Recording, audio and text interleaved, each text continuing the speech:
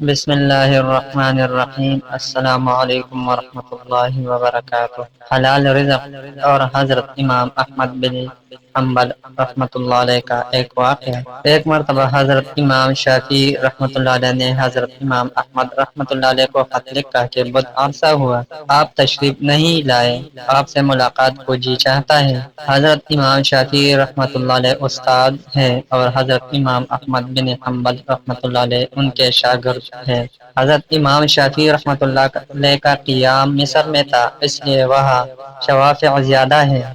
جواب میں حضرت امام احمد بن حنبل رحمۃ اللہ علیہ نے فوراً اپنا پروگرام لکھ کر بھیج دیا کہ فلاں دن فلاں تاریخ کو آپ کی خدمت میں مصر میں حاضر ہو رہا ہوں۔ حضرت امام شافعی رحمۃ اللہ علیہ نے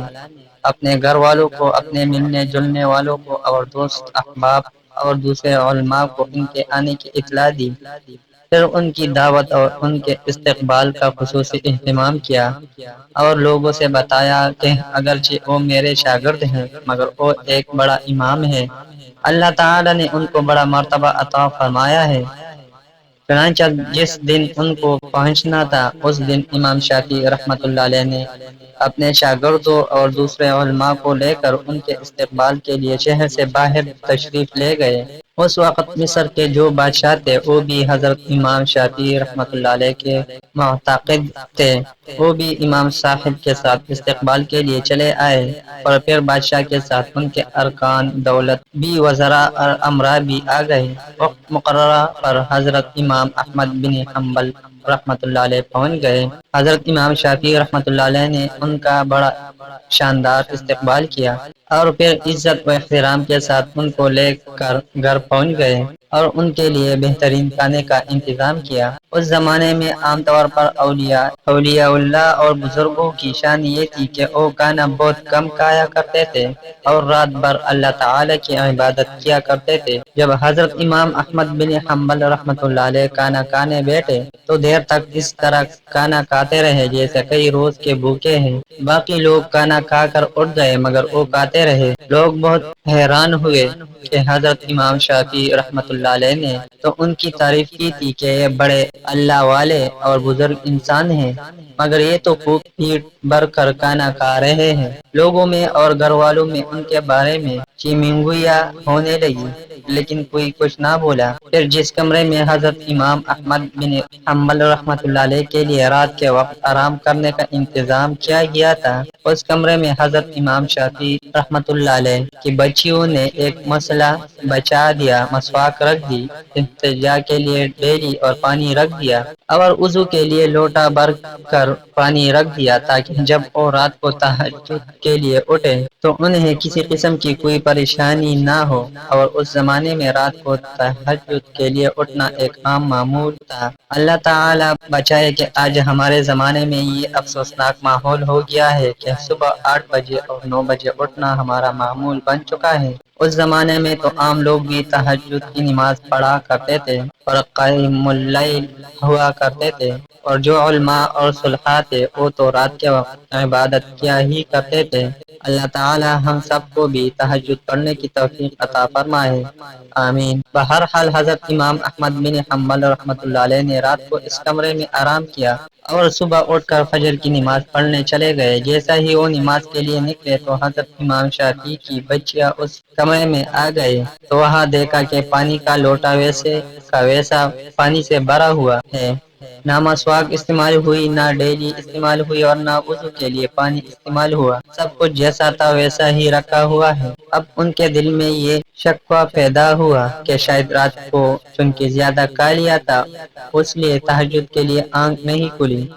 جب فجر کی نماز پڑھ کر حضرت امام احمد بن حنبل رحمۃ اللہ علیہ تشریف لائے تو گھر والوں نے حضرت امام شافعی رحمۃ اللہ علیہ سے کہا کہ آپ نے فرمایا تھا کہ وہ تو بہت بڑے اللہ والے اور بہت بڑے بزرگ ہیں، مگر رات کو انہیں کھانا بھی خوب کھایا اور رات کو ہم نے ان کے وضو اور استنجا کے لیے پانی اور ڈیلی رکھی تھی وہ بھی استعمال نہیں ہوئی۔ معلوم ہوا کہ رات کو تہجد کی نماز بھی نہیں پڑھی۔ اب حضرت امام شافعی رحمۃ اللہ علیہ کو بھی تشویش ہوئی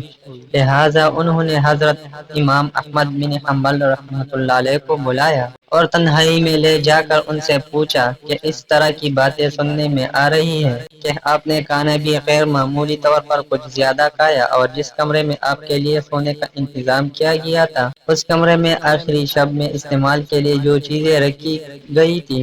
وہ بھی استعمال میں نہیں آئی۔ کیا بات ہوئی؟ آپ پہلے تو ایسے نہیں تھے، کیا یہاں سے جانے کے بعد آپ کے مزاج میں کچھ تبدیلی آ گئی ہے؟ حضرت امام احمد بن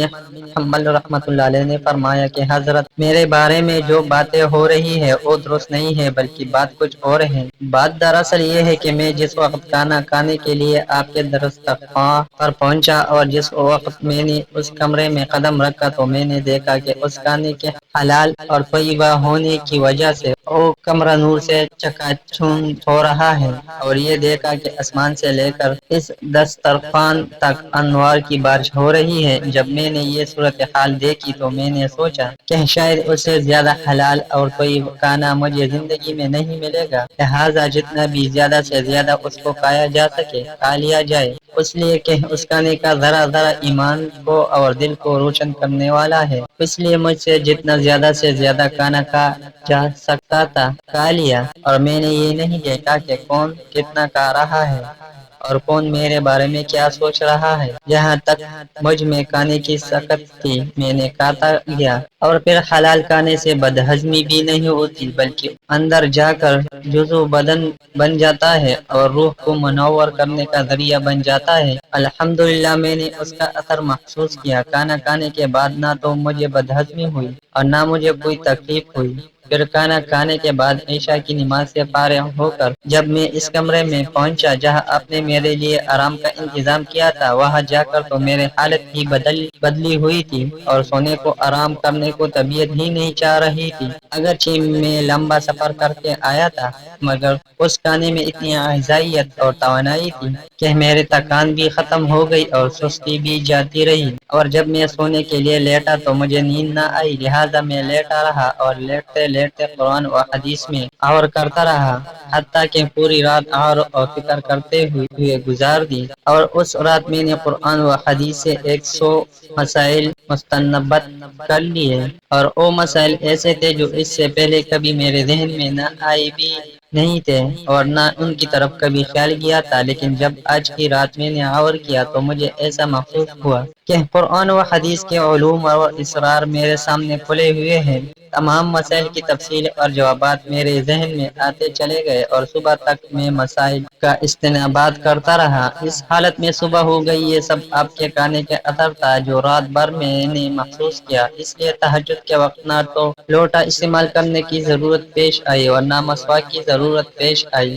اور وہیں عائشہ کا وضو میرے لیے فجر میں کام آیا۔ یہ سن کر حضرت امام شافعی رحمۃ اللہ علیہ نے پھر اپنے گھر والوں کو حقیقت حال بتائی، اور جو لوگ ان کے بارے میں غلط قسم کی باتیں کر رہے تھے ان سے کہا کہ تم نے ان کی شان میں گستاخی کی ہے،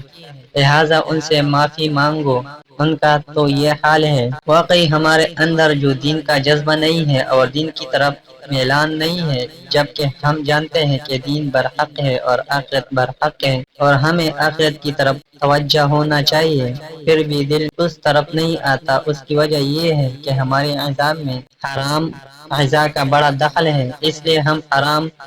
غذا سے بچنے کی کوشش کریں، خود بھی بچیں اور اپنے گھر والوں کو اور اپنے بچوں کو بھی حرام غذا سے بچائے کہ کسی کے پیٹ میں حرام غذا نہ جانے پائے، ورنہ اس کے وبال